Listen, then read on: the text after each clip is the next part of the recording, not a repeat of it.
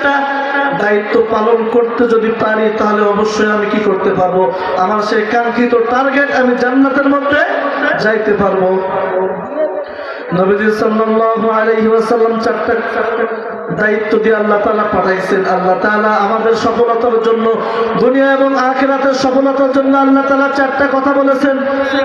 আল্লাহ তাআলা বলেন, হুয়াল্লাযী বা'আসা ফিল উম্মিয়্যিনা রাসূলাম মিনহুম ইয়াতলু আলাইহিম আয়াতিনা।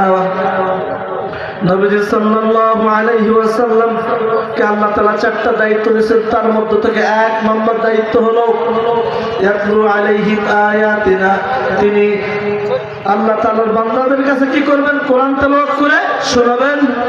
কোরআনটা কি,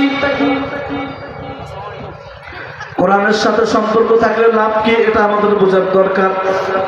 নবীজি সাল্লাল্লাহু আলাইহি ওয়াসাল্লাম বলেন, আল কোরআন হুজ্জাতুল